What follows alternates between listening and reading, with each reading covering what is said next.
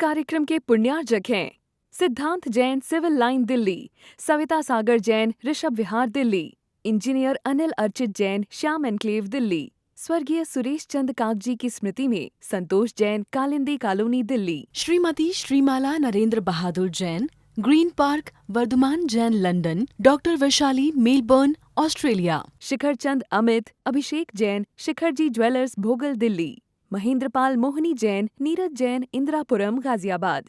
वंदितु सौविसिद्धे ध्रुवमचल मनोभवं गतिं पते वोक्ष्यामि समय पाहुड मृणिमो सुध केवली भणिदम् निज स्वरूपिको परमिरसु ज्यामे भर्यो अपार बन्नो परमानंद में समय सारी अविकार। आचार्य कुंद देव और उनके दोनों महान टीकाकारों को नमन और वंदन। समय सार ग्रंथादि राज की चर्चा यहाँ पर आत्मकल्याण के प्रयोजन से चल रही है।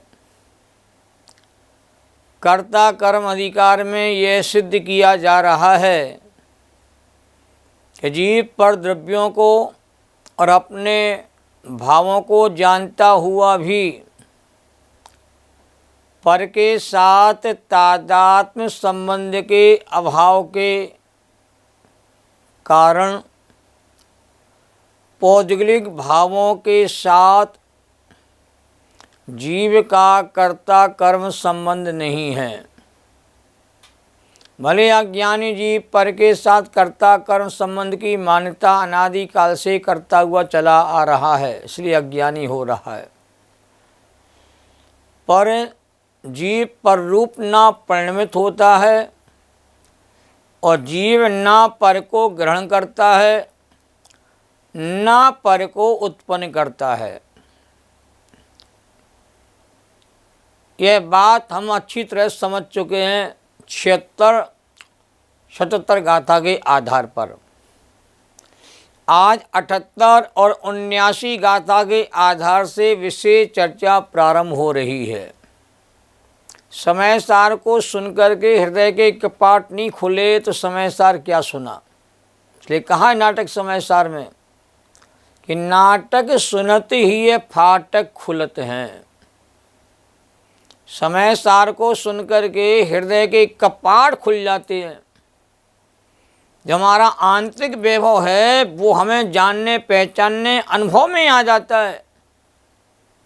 और मिथ्या मान्यता को जो पिटारा अंदर में कहते हैं घिर गया था, वह पिटारा कहते हैं बाहर निकल जाता है और शांत ज्ञान स्वामी आत्मा का अनुभव जीव को होना प्रारंभ हो जाए। समय सार का ही कमाल है।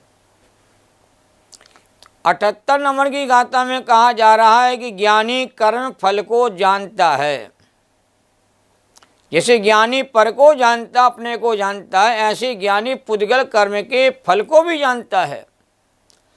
और पुद्गल कर्म का जो फल है सुख दुख आदि के रूप में फलित होता है। गाथा मूल इस प्रकार है।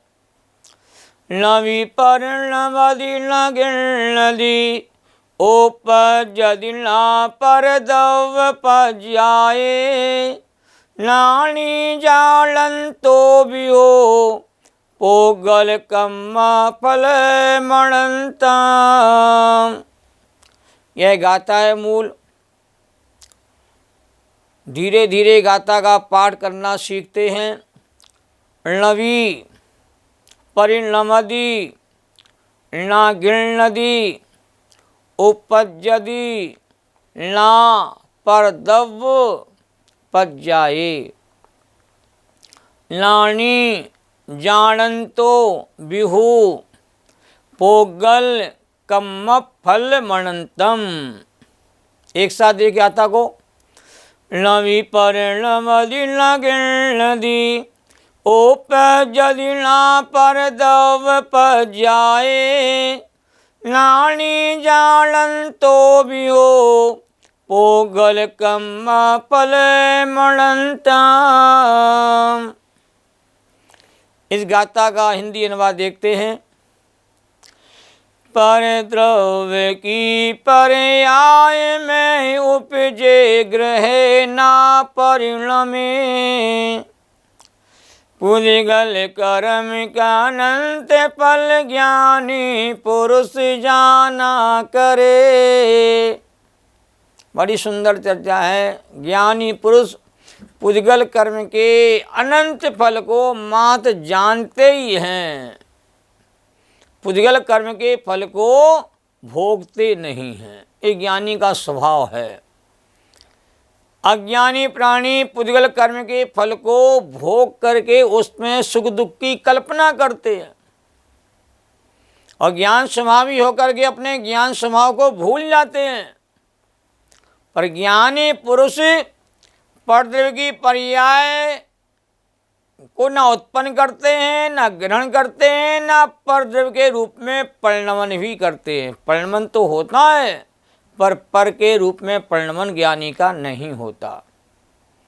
अर्थ देखिए, ज्ञानी जी पौद्गलिक कर्मों के अनंत फल को जानता हुआ भी निश्चय से, परमार्थ से, यथार्थ में परद्रव्यों की पर्यों में ना तो परिणमन करते हैं, ना उन्हें ग्रहण करते हैं, ना उन रूप उत्पन्न होते हैं। अब पूरी गाथा में 4 बातें कही हैं कि ज्ञानी कर्म के फल को जानते, पहली बात, और परद्रव्य को ग्रहण नहीं करते हैं, दूसरी बात, परद्रव्य के रूप में उत्पन्न नहीं होते, तीसरी बात, और पर के रूप में परिणमन नहीं करते, चौथी बात। और 4 चरण में चारों बातें कहते हैं आचार्य देव ने यहाँ पर कही हैं। विशेष व्याख्या देखिए। परद्रव्य के द्वारा किए जाने वाले या पुद्गल द्रव्य के द्वारा किए जाने वाले सुख दुख आदि रूप पुद्गल कर्म के फल को ज्ञानी जानता है या भोगता है, ये यहाँ पर प्रश्न है। ज्ञानी जानते हैं या भोगते हैं? तो सामान्य पने से कहा जाता है कि जी संसारी प्राणी शुभाशुभ कर्मों के फल को भोगता है, जैसी करनी वैसी भरनी। इस सामान्य कथन पूरे जगत में प्रसिद्ध है और अपने कर्म ही भोगने में आते हैं और कोई किसी के कर्म के फल को नहीं भोगता और कोई किसी को फल भी नहीं देता। यह बात भी सामान्य पने से पूरे जगत में प्रसिद्ध है। और सामायिक पाठ में कहा भी है कि स्वयं किए जो कर्म शुभाशुभ फल निश्चय ही वे देते, और करें आप फल दे अन्य तो स्वयं किए निष्फल होते। और अपने कर्म सिवाय जीव को कोई ना फल देता कुछ भी, और पर देता है यह विचार तज स्थिर हो छोड़ प्रमादी बुद्धि। ये 2 छंद सामायिक पाठ में आते हैं। ये महान तर्क है जो आचार्य देव ने सब जगह दिया है कि पर के साथ, पर द्रव्यों के साथ, पुद्गल आदि के साथ, कर्म के फलों के साथ जीव का तादाद संबंध है ही नहीं। जैसे मिट्टी स्वयं घड़े में अंतर व्यापक होकर के आदि मध्य और अंत में व्याप्त होकर के घड़े को ग्रहण करती है और घड़े के रूप में परिणत भी होती है और घड़े के रूप में उत्पन्न होती है। इस सारे जगत को मालूम घड़े के रूप में परिणमन मिट्टी ने किया है कि कुम्हार ने किया है? क्या कुम्हार ने मिट्टी को ग्रहण कर लिया, क्या उत्पन्न कर दिया, या उस रूप परिणमन को प्राप्त हो गया? कहते बिल्कुल भी नहीं हुआ। कुम्हार तो जैसा था वैसे का वैसा है। एक माँ मिट्टी ही घड़े के रूप में कहते परिणमित हुई है, मिट्टी ने ही कहते घड़े के आकार को ग्रहण किया है और मिट्टी घड़े के रूप में उत्पन्न हुई है। यही बात बिल्कुल सदा सत्य है।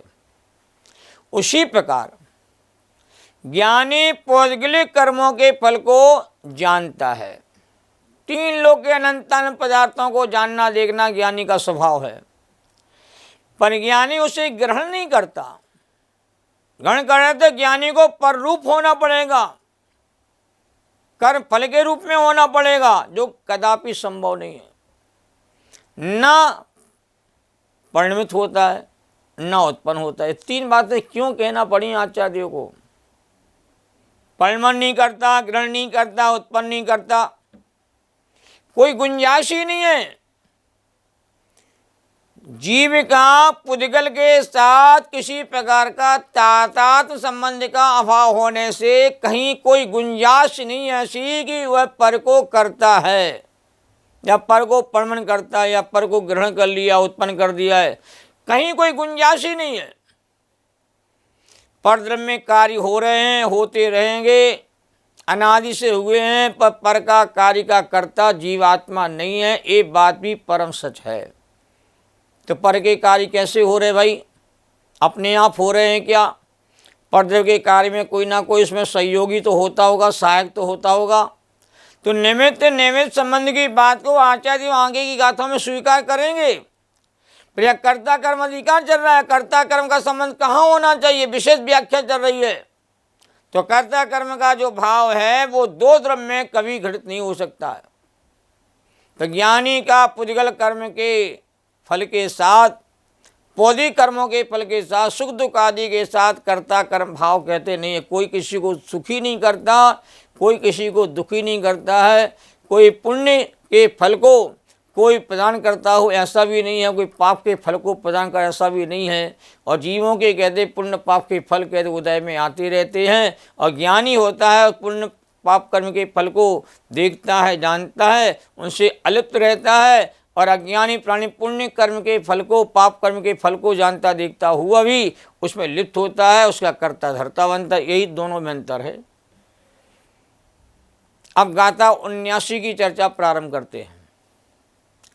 अब यहाँ कहा जा रहा है कि पुद्गल द्रव्य ही पर रूप अन्य रूप परिणमन नहीं करता। अतः पुद्गल अपने रूप तो परिणमन करता है, परंतु पुद्गल द्रव्य जीव आदि अन्य के रूप में परिणमन नहीं करता। जैसे जीव का स्वाभिमान है कि जीव अपने रूप परिणमन करेगा, ऐसे पुद्गल का ही स्वाभिमान है। पुद्गल कहता मैं भी भैया अपने रूप परिणमन करूँगा, मैं जीव के रूप परिणमन नहीं कर सकता। ये वस्तु का स्वरूप कहते अकाट्य है, परम सत्य है। जब जीव पुद्गल रूप नहीं होता तो पुद्गल जीव रूप कैसे हो सकता है? सभी द्रव्य परमार्थ अपने अपने सोच चतुष्टय में रहते हैं, अपने अपने द्रव्य क्षेत्र काल भाव में रहते हैं, अपने अपने गुण पर्यायों में रहते हैं, अपने स्वरूप में रहते हैं। यही वस्तु स्वरूप का कहते अद्भुत सौंदर्य है। सभी द्रव्य अपने अपने में रह करके ही शोभा को प्राप्त होते हैं। समओ सबत सुंदरो लोगे, यही सूक्ति तीसरी गाथा में आचार्य कुंद देव ने कहते हैं कही थी। कोई किसी में नहीं रहता, सब अपने अपने में रहते हैं। यह अनादि अनंत कहते विश्व व्यवस्था है। इसके बाद गाथा हमारी प्रारंभ होती है। न विपरिणमति न गिल्नदि ओपजदि न परदव्य पज्याये पोगल दव्यम पिता परिणमति सहिम भावे। न विपरिणमति न गिल्नदि उपज्यति न परद्रव्य पज्याये पोगल दब्बम पीतः परिणमदि सहिम भावेहिम। देखिए गाथा को लय के साथ, न विपरिणमदि न गिल्नदि उपज्यति न परद्रव्य पज्याये पोगल दब्बम पिता परिणमदिशेहिम भावे।